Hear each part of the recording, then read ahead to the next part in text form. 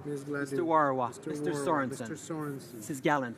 Mrs. Gallant. Mr. Allison. Mr. Allison. Mr. Carey. Mr. Carey. Mr. Chong. Mr. Chong. Monsieur Lauzon, Stormont Dundas, South Glengarry. Monsieur Lauzon, Stormont Dundas, South Glengarry. Mr. Lukiski. Mr. Lukiski. Mr. Tilson. Mr. Tilson. Mr. Trost. Mr. Trost. Mr. McKenzie. Mr. Mr. Sweet. Mr. Sweet. Madame Boucher. Madame Boucher. Mr. Albrecht. Mr. Albrecht. Mr. Calkins. Mr. Calkins. Monsieur Gould. Mr. Gould. Mr. Lake. Mr. Lake. Mr. Shipley. Mr. Shipley. Mr. Van Mr. Van Kesteren. Kesteren.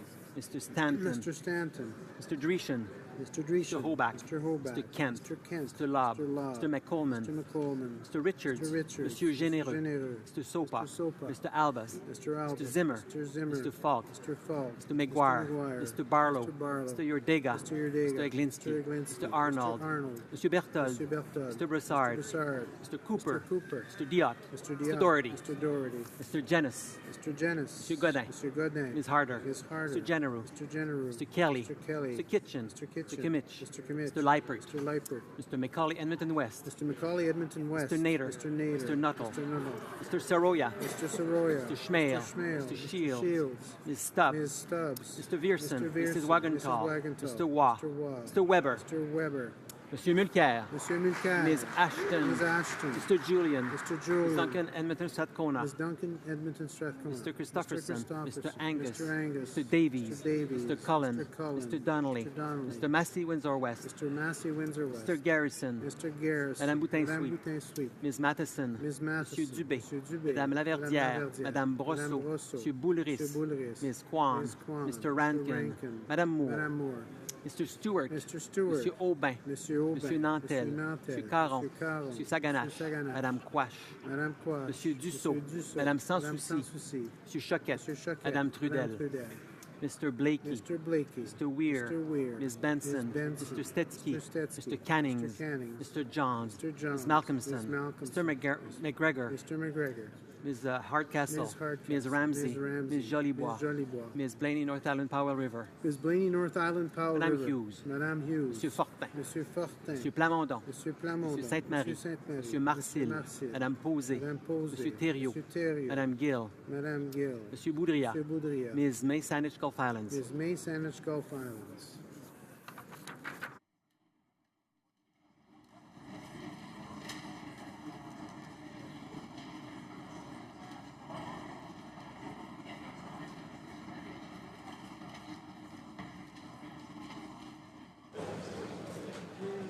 Yeas pour 178, 178. Nays contre 147, 147.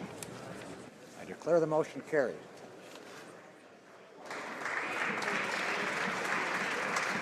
La Chambre procédera maintenant au vote par appel. The House will now proceed to the taking of the deferred recorded division on the amendment of Mr. McColeman to the motion at second reading of Bill C2. Amendement. Monsieur Morneau. Question is on the amendment. Mr. Morneau, seconded by Ms. Leboutillier, moved that the Bill C2, an act to amend the Income Tax Act, be now read a second time and referred to the Standing Committee on Finance. Act move the following amendment. That the motion be amended by deleting all the words after that and substituting the following.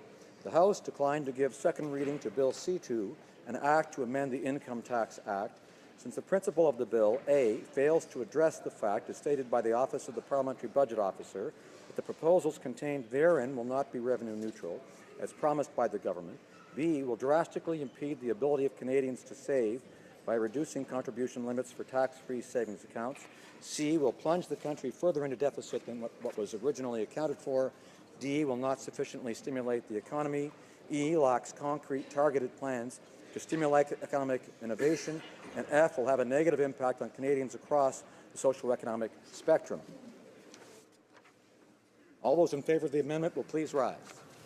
Ms. Ambrose. Ms. Ambrose. Mr. Harper. Mr. Harper. Mr. Nicholson. Mr. Nicholson. Ms. Finley. Ms. Finley. Mr. Ritz. Mr. Ritz. Mrs. Block. Mrs. Block. Ms. Leach. Ms. Leach. Monsieur Blaney Bellechasse, Les Chemins Lévis. Monsieur Blaney Bellechasse, Les Chemins Lévis. O'Toole. Mr. O'Toole. Ms. Raitt. Ms. Raitt. Mr. Scheer. Mr. Scheer. Monsieur Lebel. Monsieur Lebel. Ms. Watts. Ms. Watts. Mr. Clement. Mr. Clement. Ms. Rampel. Ms. Rampel. Ms. Bergen. Ms. Bergen. Monsieur Bernier. Mr. Bernier. Mr. Van Loan. Mr. Van Loan. Mr. Straw. Mr. Straw. Monsieur Clark. Mr. Clark. Mr. O'Brien. Mr. O'Brien. Mr. Paulus. Mr. Paulus. Mr. Poilievre. Mr. Poilievre. Mr. Workington. Mr. Workington. Mr. Bazan. Mr. Bazan. Mrs. McLeod, Kamloops, Thompson, Caribou. Mrs. McLeod, Kamloops, Thompson, Caribou. Mr. Reid. Mr. Reid. Mr. Anderson. Mr. Anderson. Mr. Brown. Mr. Brown. Mrs. Vecchio. Mrs. Vecchio. Mr. Aboultaïf. Mr. Aboultaïf. Mrs. Wong. Mrs. Wong. Mr. Fast. Mr. Fast. Monsieur Deltel. Mr. Deltel. Ms.